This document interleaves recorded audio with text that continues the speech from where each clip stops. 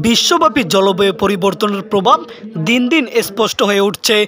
এর ভয়াবহতা সম্পর্কে শিক্ষার্থীদের সচেতন করতে ভোলার ভেদুরিয়া সমবায় বালিকা মাধ্যমিক বিদ্যালয়ে অনুষ্ঠিত হয়েছে জলবায়ু পরিবর্তন ও প্রভাব শীর্ষক এক আলোচনা সভা।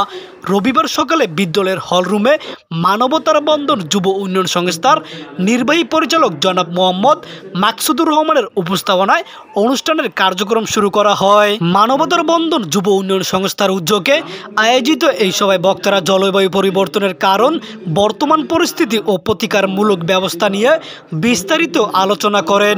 তারা বলেন, বন ধ্বংস, অতিরিক্ত কার্বন নিঃসরণ ও পরিবেশ দূষণই জলবায়ু পরিবর্তনের প্রধান কারণ। এখনই সচেতন না হলে ভবিষ্যৎ প্রজন্মের জন্য ভয়াবহ পরিস্থিতি তৈরি হতে পারে। অনুষ্ঠানে প্রধান অতিথি হিসেবে উপস্থিত ছিলেন ভোলা জেলার বন ও পরিবেশ অধিদপ্তরের উপপরিচালক জনাব মোহাম্মদ তোতা মিয়া।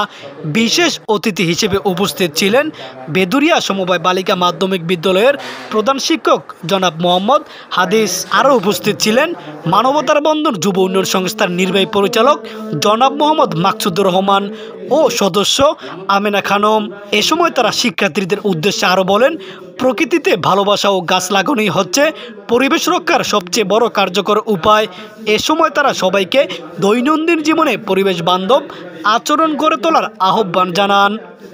পেয়ার ইসলাম নুরুদ্দিন, কিলিকি ভোলা।